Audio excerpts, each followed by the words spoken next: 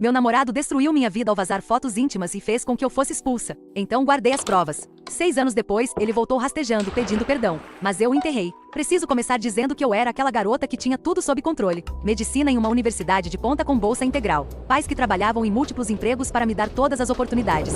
Eu estudava nas sextas à noite enquanto todos os outros festejavam e me sentia bem com isso. Então conheci Marcos. Ele era tudo que eu não deveria querer. Estudante de administração que dava festas que agitavam o dormitório. Capitão do time de lacrosse com aquele sorriso fácil e confiante que fazia os professores estenderem seus prazos. Até meus pais rígidos o amavam, especialmente depois que ele passou um jantar inteiro discutindo seu plano de negócios de 5 anos e elogiando o chai da minha mãe. Namorávamos há 8 meses quando começou. Ele pediu uma foto mais ousada uma noite enquanto estudava do outro lado do campus. A resposta dele foi imediata. Aquela pequena sensação de poder era intoxicante. Esse cara que todos queriam estava obcecado por mim. Virou a nossa coisa. Foto matinal antes da aula dele das 8 horas. Outra noite enquanto eu estava na biblioteca. Ele tirava prints para sobreviver às aulas chatas, e eu adorava ser sua distração secreta. Ninguém sabia que a rotina de pré-medicina incluía enviar fotos cada vez mais ousadas para manter a atenção do meu namorado. A bandeira vermelha foi sutil. Ele começou a demorar horas para responder, em vez de segundos. Suas respostas encolheram de parágrafos para emojis únicos, depois nada. Quando perguntei, ele disse que eu estava sendo carente, que as fotos diárias eram demais. Ele precisava de espaço para a semana de integração.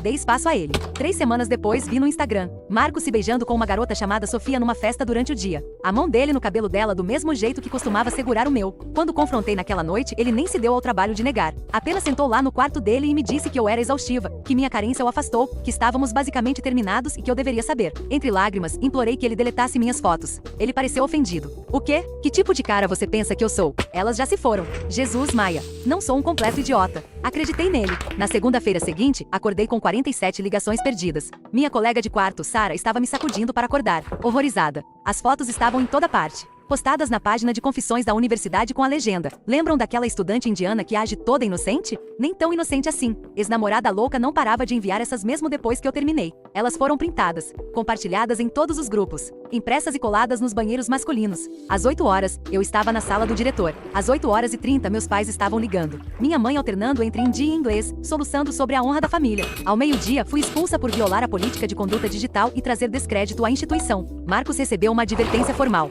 O pai dele tinha doado o novo prédio de administração. Meus pais esvaziaram suas economias para reembolsar minha bolsa, depois me cortaram completamente. Meus parentes na Índia souberam em dias. Passei de pré-medicina a lavar pratos num restaurante perto do campus, depois turnos noturnos empilhando mantimentos. Tive que morar com 4 colegas de quarto num apartamento mofado. Enquanto isso, Marcos foi eleito para o governo estudantil. Postou sobre aprender com os erros e crescer através da adversidade. Ganhou o prêmio de formando sênior destaque. Eu via meu antigo grupo de estudo às vezes no restaurante. Eles se sentavam discutindo química orgânica enquanto eu enchia seus copos d'água. Ou não me reconheciam ou fingiam que não. A pior parte eram as mensagens. Números aleatórios enviando minhas fotos de volta anos depois. Encontrei essas online. Você é gostosa. Quer se encontrar? Através de amigos em comum que não conseguia deixar de seguir, vi Marcos se formar com honras. Conseguir um estágio incrível que o levou a um emprego em tempo integral. Postagens motivacionais no LinkedIn sobre caráter através da adversidade. 6 anos se passaram assim, ele subindo na vida, eu saindo da pobreza, um turno de 15 horas de cada vez. Então, no mês passado, o meu telefone tocou. Um investigador da empresa de Marcos.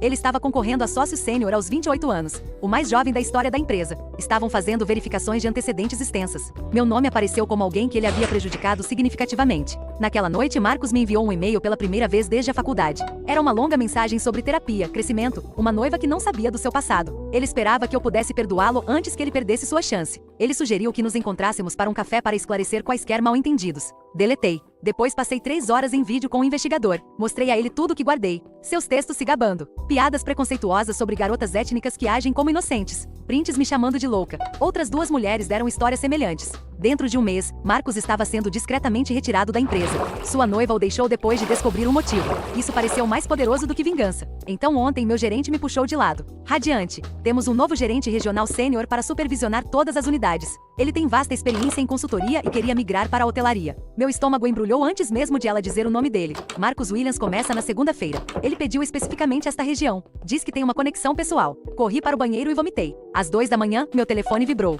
Número desconhecido. Até segunda. Temos muito o que conversar. Fiquei olhando para a mensagem até minha visão embaçar. Minhas mãos tremiam enquanto tirava um print. Adicionando a pasta que guardei todos esses anos. A que chamava de evidências. Liguei dizendo que estava doente para meu turno de sábado. Em vez de servir brunch para estudantes universitários, passei a manhã na minha mesa de cozinha com meu laptop, 4 xícaras de café e 6 anos de documentação espalhada por todas as superfícies. Meus colegas de quarto andavam em volta de mim cuidadosamente, reconhecendo a expressão no meu rosto. O cartão do investigador investigador ainda estava na minha carteira. Desquei o número dela. Senhora Shen, aqui é Maia. Falamos no mês passado sobre Marcus Williams. Minha voz estava firme, profissional. Nada como a garota que tinha chorado na sala do diretor 6 anos atrás. Maia, claro. Como posso ajudá-la? Marcus acabou de ser contratado como gerente regional sênior na rede de restaurantes onde trabalho. Ele me enviou uma mensagem ameaçadora às 2 horas da manhã. Estou preocupada com a segurança no local de trabalho. O silêncio do outro lado se estendeu por 3 segundos. Encaminhe tudo para mim. Vou fazer algumas ligações. Enviei a ela o print, então abri meu laptop. O portal de RH da empresa me encarava de volta. Eu nunca tinha registrado uma queixa antes. Nunca quis agitar o barco no único emprego que me dava horas estáveis e plano de saúde. Mas meus dedos se moveram pelo teclado com propósito. No sábado à tarde, eu tinha 17 páginas documentando tudo. O incidente da vingança com as fotos íntimas, a expulsão, os anos de assédio de estranhos que encontraram minhas fotos online, as descobertas do investigador, a mensagem das 2 horas da manhã. Anexei cada print, cada pedaço de evidência que guardei. No domingo de manhã, meu gerente ligou. Maia, preciso que você chegue mais cedo amanhã. O RH quer se encontrar com você antes do seu turno. A representante do RH era uma mulher chamada Vitória, que parecia ter sido tirada de seu fim de semana. Ela tinha minha queixa impressa, destacada em 3 cores diferentes. Isso é, extenso, ela disse, folheando as páginas. E preocupante. Não tínhamos ideia do histórico do Sr. Williams quando o contratamos. A empresa de consultoria dele não compartilhou as descobertas da investigação? A caneta de Vitória parou de se mover. Que investigação? Peguei meu telefone, mostrei a ela o cartão do investigador, os e-mails que trocamos. Eles me contataram no mês passado. Outras 2 mulheres se apresentaram com experiências semelhantes. É por isso que ele não está mais naquela empresa. Ela se desculpou por 20 minutos. Quando voltou, seu rosto estava sombrio.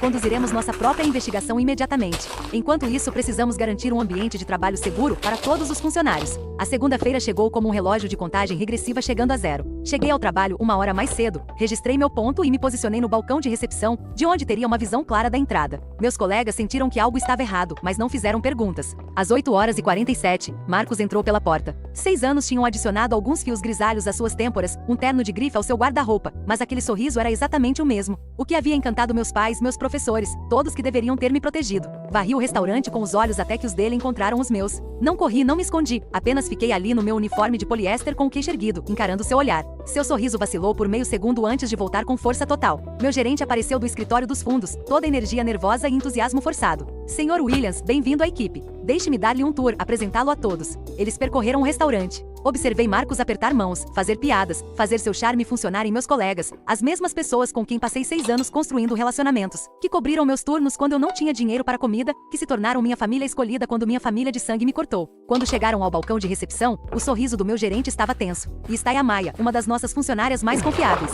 Ela está conosco há 6 anos. Marcus completou, estendendo a mão. Maia e eu nos conhecemos da faculdade. Mundo pequeno, não é? Olhei para sua mão estendida, pensei em todas as vezes que aquelas mãos me seguraram, tinham prometido deletar aquelas fotos, tinham digitado as mensagens que destruíram minha vida. Minhas mãos ficaram ao meu lado. Na verdade, eu disse, a voz ecoando pelo restaurante de repente silencioso, Marcus é a razão pela qual não pude terminar meu curso de medicina. As palavras pairaram no ar como uma granada com pino removido. Meu gerente ficou branco. A mão de Marcus se abaixou lentamente. Acho que devemos continuar o tour, meu gerente disse rapidamente, já afastando Marcus. Mas eu vi o jeito que ela olhou para mim, depois para ele, peças se encaixando. O resto do meu turno passou num borrão. Marcus desapareceu no escritório regional no andar de cima. Meus colegas não paravam de me lançar olhares, sussurrando nos cantos. O gerente assistente me puxou de lado durante o horário de almoço. O que você quis dizer sobre seu diploma? Ela perguntou baixinho. Pergunte ao RH, eu disse. Eles têm toda a documentação. Às 14 horas, notei carros corporativos no estacionamento. Às 15 horas, Vitória do RH estava de volta, junto com outras 2 pessoas de terno. Eles foram direto para o escritório regional. A porta ficou fechada por 2 horas. Meu turno terminou às 16 horas, mas fiquei limpando mesas que já estavam limpas, reabastecendo saleiros que não precisavam de reabastecimento, esperando. Às 17 horas e 17, a porta do escritório se abriu. Marcus emergiu primeiro, o rosto uma máscara de fúria controlada.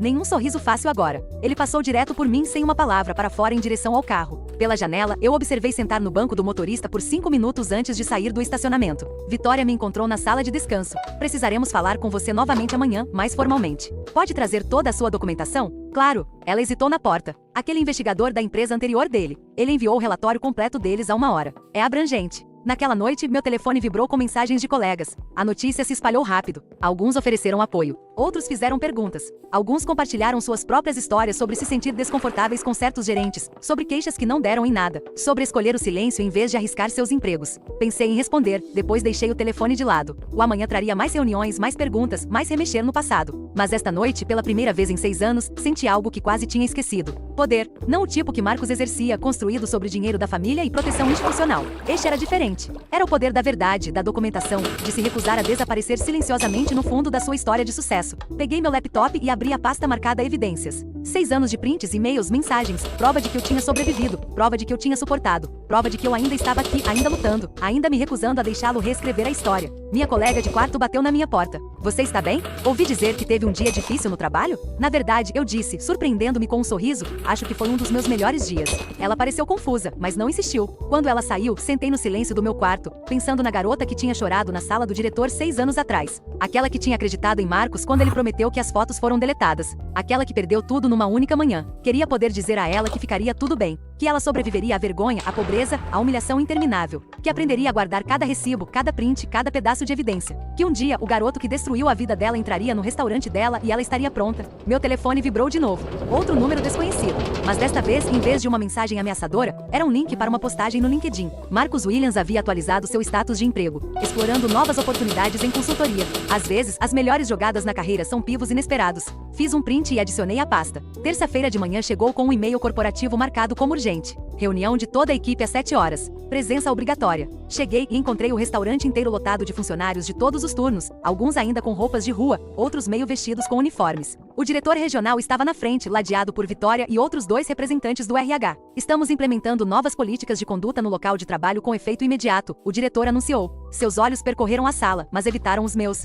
Qualquer funcionário com preocupações sobre a gerência deve relatar diretamente ao RH. Levamos todas as queixas a sério. Marcos estava de lado, braços cruzados, aquele sorriso familiar brincando em seus lábios. Ele encontrou meus olhos e piscou. Após a reunião, encontrei um envelope enfiado sob o meu limpador de para-brisa. Dentro, prints das minhas fotos de 6 anos atrás com um bilhete. Achei que você pudesse querer estas de volta. Continua bonita. Sem necessidade de assinatura. Dirigi direto para a delegacia. O policial que registrou meu relato parecia pouco mais velho do que eu era na faculdade. Ela digitou devagar, pedindo que eu soletrasse o nome de Marcos 3 vezes. Então essas fotos são de 6 anos atrás? Ela perguntou, franzindo a testa para a tela. Sim, mas ele está me assediando agora. Ele as deixou no meu carro esta manhã. Você pode provar que foi ele que as deixou? Não podia. As câmeras do estacionamento estavam viradas para o prédio, não para as vagas dos funcionários. Ela pegou o envelope como evidência, mas me avisou que sem prova de quem o deixou, não havia muito que pudessem fazer. De volta ao trabalho para o turno do almoço, notei mudanças. Minha escala havia sido alterada, transferindo-me para turnos de fechamento, quando Marcos já teria ido. Minhas mesas regulares foram redesignadas. O gerente assistente que tinha perguntado sobre meu diploma agora evitava contato visual. Durante meu intervalo, liguei para a senhora Shen novamente.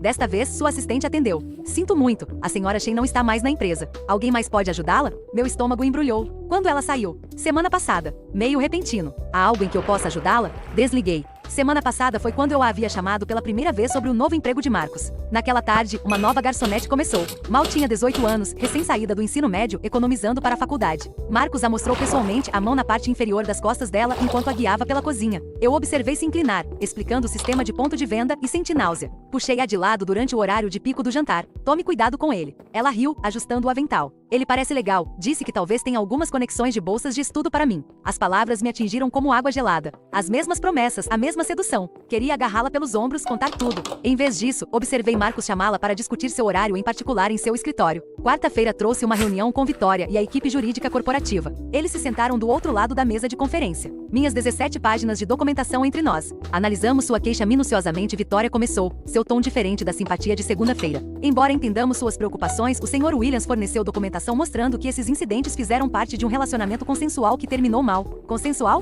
Minha voz falhou. Ele distribuiu fotos íntimas sem minha permissão. Fui expulsa. Perdi tudo. O advogado, um homem na casa dos 50 anos com aliança de casamento, pigarreou. Os registros da universidade mostram que você foi expulsa por violar políticas de conduta digital. O Sr. Williams recebeu uma advertência por compartilhar conteúdo, mas a violação primária foi sua por criá-lo. Eles já tinham falado com Marcos, já tinham decidido de que lado a história importava. Além disso, o advogado continuou, o Sr. Williams expressou preocupações sobre seu estado mental. Ele está preocupado que esta fixação em eventos passados possa afetar a segurança no local de trabalho. Meu estado mental? A sala girou ligeiramente. Ele é quem me enviou uma mensagem ameaçadora às 2 horas da manhã. Ele forneceu registros telefônicos mostrando que nenhuma comunicação desse tipo ocorreu. Tem certeza de que o número era dele? Claro que não era o número principal dele. Claro que ele tinha coberto os rastros. Peguei meu telefone, mostrei a eles o print. Eles trocaram olhares. Qualquer um poderia ter enviado isso, Vitória disse gentilmente, como se estivesse falando com uma criança. Sem prova era o Sr. Williams. A reunião terminou com ele sugerindo que eu tirasse algum tempo de folga. Licença remunerada enquanto investigavam mais. Eu sabia o que isso significava.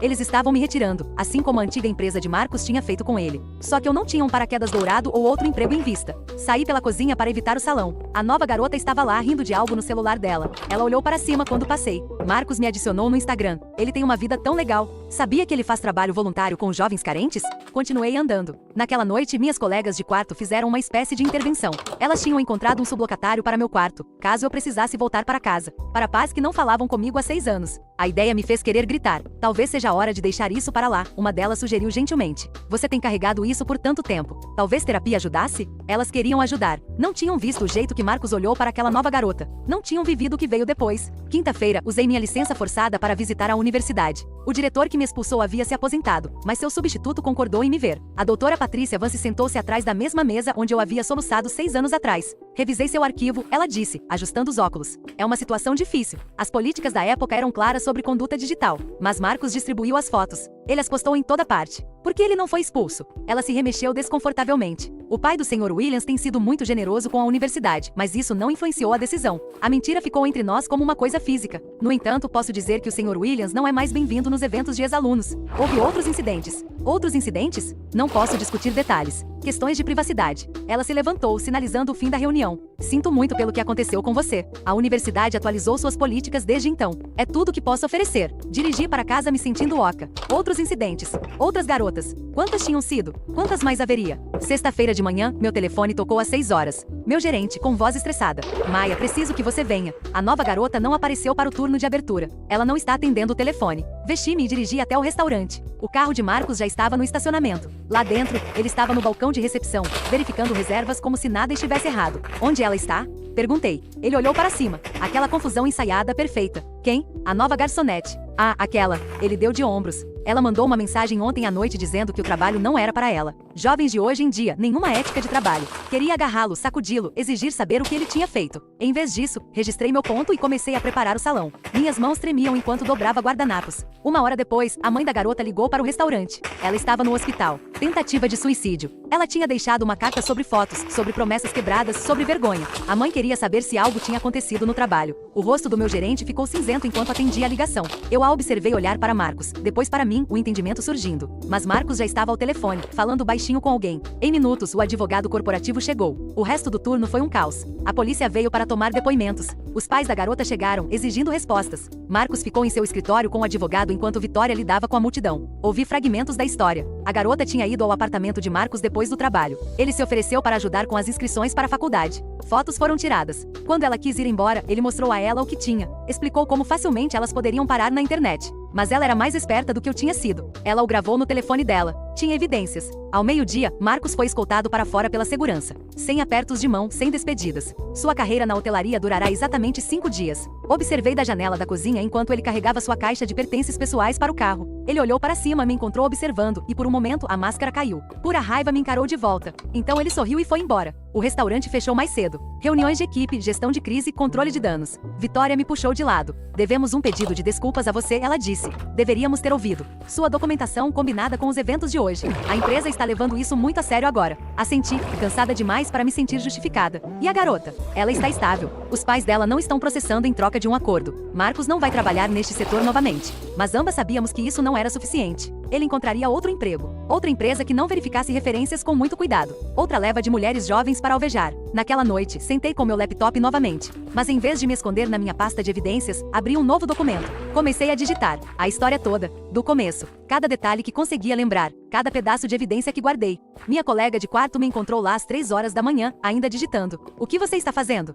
Garantindo que as pessoas saibam, eu disse. Garantindo que ele não possa simplesmente desaparecer e recomeçar em outro lugar. Ela leu por cima do meu ombro por alguns minutos. Você realmente vai postar isso? Usar nomes reais? O nome dele? O meu? Qualquer um que queira verificar os fatos pode confirmar que ele foi demitido de 2 empresas em um mês. Ele pode te processar. Deixe ele tentar. A verdade é a defesa. Sábado de manhã, postei a história. Marquei a universidade, as 2 empresas onde ele trabalhou, incluí prints de tudo que podia legalmente. Então fui trabalhar meu turno de almoço como qualquer outro dia. Quando cheguei em casa, já tinha sido compartilhada centenas de vezes. Comentários chegaram de mulheres com histórias semelhantes. Não apenas sobre Marcos, mas sobre todos os homens como ele. Os que transformam intimidade em arma, que contam com a vergonha para nos silenciar. Uma jornalista entrou em contato. depois outra. No domingo, mais 3 mulheres tinham se apresentado com histórias sobre Marcos de seus dias de universidade. A faculdade de administração estava lançando uma investigação para saber se o diploma dele deveria ser revogado, mas Marcos não tinha acabado. Domingo à noite, meus pais ligaram pela primeira vez em 6 anos. Suas vozes estavam tensas, formais. Maia, minha mãe disse em Indy, fomos contatados por um advogado. Ele diz que você está espalhando mentiras sobre um empresário respeitado, que você é mentalmente estável. Ele se ofereceu para ajudar a conseguir tratamento se pudermos convencê-la a parar com essa vingança. Não são mentiras, mãe. Tenho provas. Tenho provas há 6 anos. Ele diz que você o perseguiu, que você enviou coisas inapropriadas sem ele pedir, que você está obcecada por ele desde a faculdade. A manipulação era tão perfeita, tão completa, que por um momento quase acreditei eu mesma. Quase me perguntei se tinha me lembrado errado. Mas então pensei naquela garota de 18 anos no hospital, nas outras mulheres que se apresentaram. Ele está mentindo, mãe. Assim como mentiu há 6 anos. Por que ele mentiria? Ele tem tudo. Você não tem nada. Talvez você precise de ajuda, filha. Essa raiva não é saudável. Desliguei. Bloqueei seus números. Algumas pontes não valiam a pena manter. Segunda-feira trouxe uma nova onda. O advogado de Marcos enviou uma carta de cessação e desistência. Encaminhei para a jornalista que tinha me entrevistado. Ela tinha uma equipe jurídica especializada em casos como este. Eles pegaram o caso pro bono. O restaurante estava em modo de crise. A corporação enviou uma equipe para gerenciar as consequências. Eles me ofereceram meu emprego de volta com uma promoção, um aumento, qualquer coisa para fazer isso desaparecer silenciosamente. Recusei. Dei meu aviso de 2 semanas. Era hora de seguir em frente.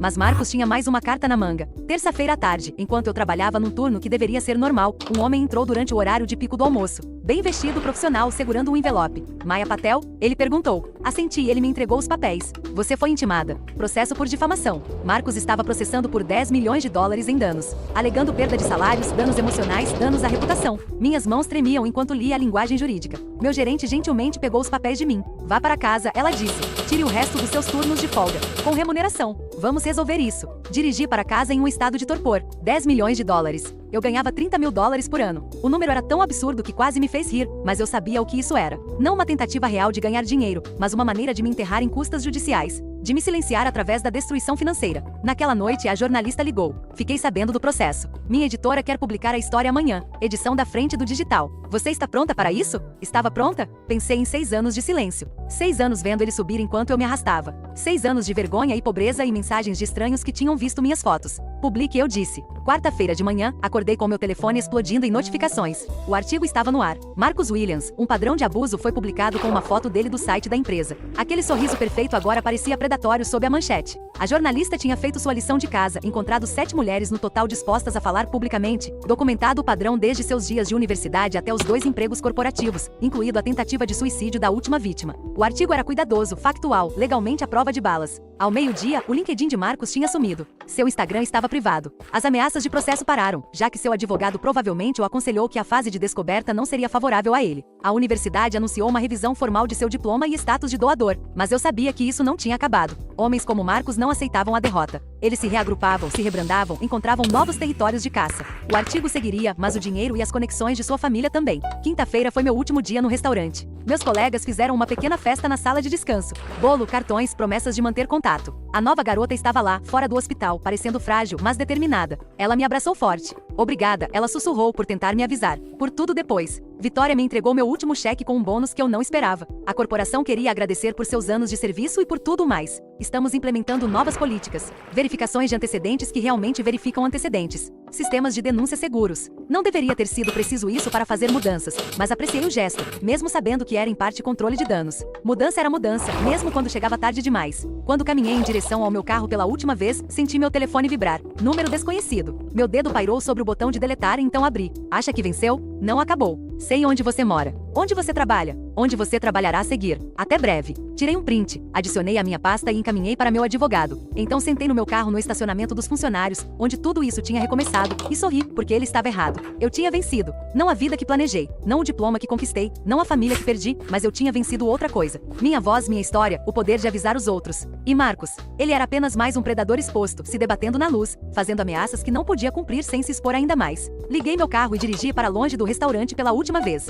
Amanhã começou começaria a procurar um novo emprego, talvez até pensasse em voltar para a faculdade. O futuro era incerto, mas era meu. A garota que tinha chorado na sala do diretor 6 anos atrás tinha ido. Em seu lugar, alguém mais dura, mais inteligente, sem medo de homens que sorriam enquanto destruíam vidas, alguém que guardava recibos e prints e evidências, alguém que estava pronta para o que viesse a seguir. Os advogados pro bono agiram rápido. Em 48 horas do processo de difamação de Marcos, eles entraram com uma contestação: dano emocional intencional, assédio e distribuição de imagens íntimas sem consentimento. O valor em dinheiro fez minha cabeça girar, mas Sebastião, o advogado principal, explicou que era estratégico. Precisamos tornar isso caro para ele prosseguir, ele disse durante nossa chamada de vídeo. Só a fase de descoberta vai expor tudo o que ele está tentando esconder. Sexta-feira de manhã, limpei meu armário do trabalho. 6 anos de memórias acumuladas. Cartões de aniversário de colegas, um avental reserva, fotos de festas da equipe onde aprendi a sorrir de novo. A garçonete de 18 anos, cujo nome eu soube que era Vida, me ajudou a carregar as caixas para o meu carro. Vou testemunhar, ela disse baixinho. Meus pais não queriam, mas gravei tudo. Toda a conversa no apartamento dele. Parei de carregar as caixas.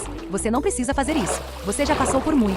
Ela balançou a cabeça. Ele falou de você, enquanto estava acontecendo. Disse que você tinha tentado arruiná-lo antes, mas ele sempre se recuperava. Foi quando soube que devia gravar. Minhas mãos apertaram o papelão. Mesmo enquanto vitimizava alguém novo, Marcos estava pensando em mim, planejando seu próximo movimento. Naquela tarde, Sebastião ligou com notícias. O advogado de Marcos queria se encontrar, extraoficialmente sem compromissos, apenas para explorar opções. Concordamos em nos encontrar na segunda-feira num local neutro. O fim de semana passou num borrão de procura de apartamento. Sem emprego e com o processo pairando sobre minha cabeça, a maioria dos lugares rejeitava minhas inscrições. Mas um pequeno estúdio num bairro mais barato me aceitou. Provavelmente porque o proprietário não verificava crédito. Minhas colegas de quarto me ajudaram a fazer as malas, tentando esconder seu alívio de que o drama estava saindo comigo. Domingo à noite, meu telefone tocou. Número desconhecido, mas local. Maia, aqui é Patrícia Vance da universidade. Estou ligando extraoficialmente. Podemos conversar? Sentei nas minhas caixas empilhadas. Estou ouvindo. O conselho se reuniu ontem. À luz dos eventos recentes e da investigação em andamento, eles estão reconsiderando certas decisões passadas. Especificamente, expulsões relacionadas à política de conduta digital entre 2016 e 2018. Meu coração batia forte.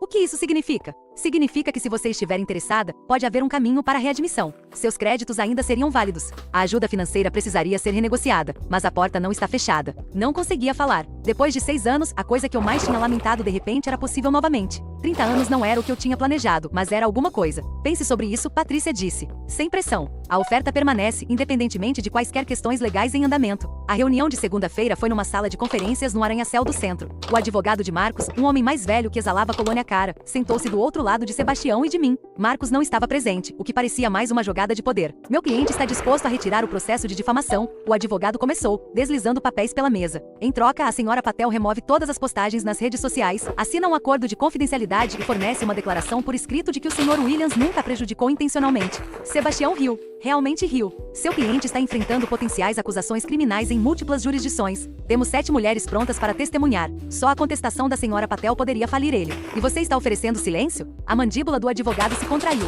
O Sr. Williams vem de uma família proeminente. Eles estão preparados para tornar isso caro para todos. Ótimo, Sebastião disse. A fase de descoberta será fascinante. Estou particularmente interessado nos dispositivos eletrônicos do seu cliente. Fotos deletadas têm um jeito de ressurgir durante análises forenses. A reunião terminou sem acordo, mas enquanto esperávamos o elevador, o advogado chamou Sebastião de lado. Ouvi fragmentos. Acordo razoável. Liberações mútuas. Sem admissão de culpa. Ele está com medo, Sebastião me disse depois. A investigação criminal está avançando. A gravação da garota de 18 anos é condenatória. Ele precisa que este processo civil desapareça antes que piore. Terça-feira trouxe mais desenvolvimentos. A jornalista que tinha escrito o artigo ligou com atualizações. Mais 3 mulheres tinham entrado em contato depois de ler a história. Uma estava buscando acusações criminais por um incidente de 2 anos atrás, ainda dentro do prazo de prescrição. O padrão de Marcos estava se tornando inegável. Passei a tarde na universidade, reunindo-me com o conselheiro de admissões. Meu histórico escolar foi resgatado dos arquivos, as notas ainda excelentes, apesar de tudo. Conversamos sobre pré-requisitos que eu precisaria atualizar, preparação para um CAT, a realidade de competir com estudantes 6 anos mais novos, mas era possível.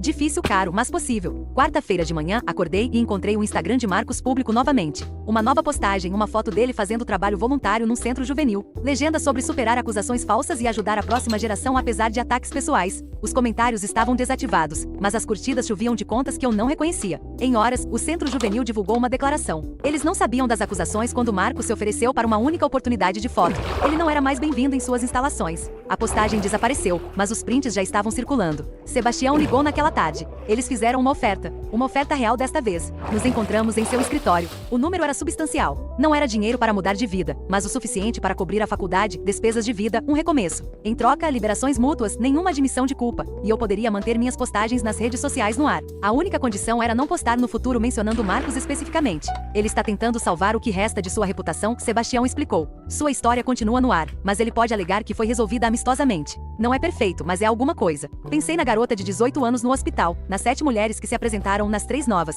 Investigações criminais em múltiplas jurisdições. Marcos enfrentaria consequências, só não diretamente de mim. Aceito o acordo, eu disse. Quinta-feira foi o dia da assinatura. Papelada, reconhecimentos de firma, transferências eletrônicas. À tarde, eu tinha mais dinheiro na minha conta do que tinha visto em 6 anos. Parecia surreal manchado, talvez, mas também como possibilidade. Naquela noite, a jornalista ligou com atualizações finais. Sua editora queria uma reportagem de acompanhamento. A investigação criminal tinha se expandido. O pai de Marcos contratou uma empresa de gerenciamento de crise, mas o dano estava se espalhando. A universidade estava sob pressão para revogar o diploma dele. A empresa de consultoria enfrentava processos de clientes que se sentiam enganados. Sexta-feira de manhã, assinei o contrato de aluguel de um pequeno apartamento perto da universidade. A proprietária, uma senhora idosa que tinha lido o artigo, ofereceu um desconto. Tenho netas, disse ela simplesmente. Passei o fim de semana me mudando. Minhas antigas colegas de quarto ajudaram, aliviadas, mas solidárias. O estúdio era minúsculo, mas meu. Sem mofo, sem compartilhar banheiros, sem andar na ponta dos pés por causa dos horários dos outros. Desfiz as malas das minhas caixas, pendurei minha carta de aceitação de 6 anos atrás na parede, um lembrete do que foi tirado e do que ainda poderia ser possível. Segunda-feira trouxe a inscrição para cursos de atualização, Química Orgânica Revisão, Laboratório de Biologia, Física. A conselheira avisou que seria intenso, atualizar enquanto trabalhava. Eu já tinha me candidatado a vários laboratórios como técnica, usando minha experiência em restaurantes para enfatizar confiabilidade e ética de trabalho. Terça-feira à tarde, enquanto organizava meu armário, encontrei a pasta. Evidências, escrito na minha caligrafia de 6 anos atrás. Centenas de prints, e-mails, mensagens, prova de sobrevivência, mas também correntes me prendendo ao passado. Sentei no chão, olhando para elas uma última vez. Então caminhei até o container de lixo atrás do meu prédio e joguei fora. Mantive cópias digitais num servidor na nuvem que Sebastião recomendou, mas a pasta física foi para o lixo. Parecia expirar depois de prender a respiração por 6 anos. A correspondência de quarta-feira trouxe meu horário de aulas. Carga horária integral mais trabalho de laboratório. Eu precisaria encontrar um emprego de meio período, mas o acordo cobriria o básico. Meu telefone vibrou com uma mensagem de um número desconhecido. Quase a deletei. Então reconheci o código de área. A cidade dos meus pais. Beta, ouvimos sobre a universidade. Seu pai disse que se você precisar de ajuda com os livros. Fiquei olhando para a mensagem. Sem pedido de desculpas. Sem reconhecimento. Apenas uma oferta de ajuda embrulhada em condições que eu já podia imaginar. Digitei várias respostas, deletei todas, então bloqueei o número. Algumas pontes não valiam a pena reconstruir. Quinta-feira de manhã, comecei meu primeiro trabalho como técnica de laboratório. Trabalho básico, preparar amostras, limpar equipamentos, entrada de dados. Mas vesti um jaleco pela primeira vez em 6 anos.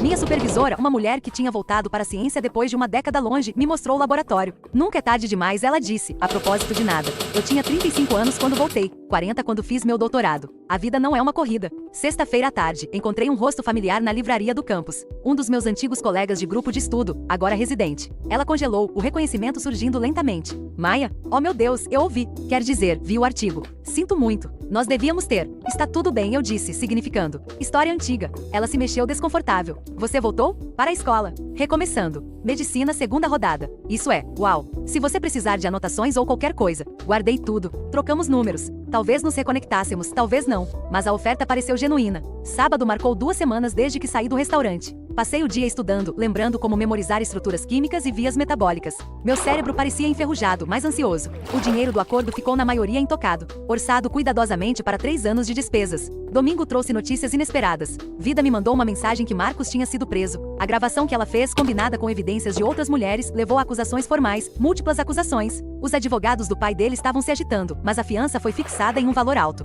A foto da prisão vazou em horas. Nenhum sorriso fácil, apenas um homem de meia idade parecendo cansado e comum. Não senti nada. Nenhuma satisfação, nenhuma justificação, apenas espaço vazio onde a raiva costumava viver. Voltei a estudar, perdendo-me em configurações eletrônicas e ligações moleculares. Segunda-feira de manhã, caminhando para o laboratório, passei pelo restaurante. Nova administração, ouvi dizer. Novas políticas. Pela janela vi meus antigos colegas se preparando para o almoço. Aquela vida parecia um sonho agora. Ou talvez esta fosse. Ambas reais, ambas minhas. Separadas pela crueldade de um homem e minha recusa em desaparecer. Meu telefone vibrou. Sebastião encaminhando uma atualização de notícias. A data do julgamento de Marcos foi marcada. Múltiplas vítimas testemunhariam. A universidade tinha oficialmente revogado seu diploma. Seu LinkedIn não mostrava emprego. O menino de ouro finalmente estava caindo. Mas não cliquei no link. Não precisava ver o rosto dele ou ler os detalhes. Tinha química orgânica em 20 minutos. Trabalho de laboratório depois. Um futuro para reconstruir, uma molécula de cada vez. A garota que tinha chorado na sala do diretor tinha ido. A mulher que tinha servido mesas por 6 anos, guardando evidências e alimentando raiva também.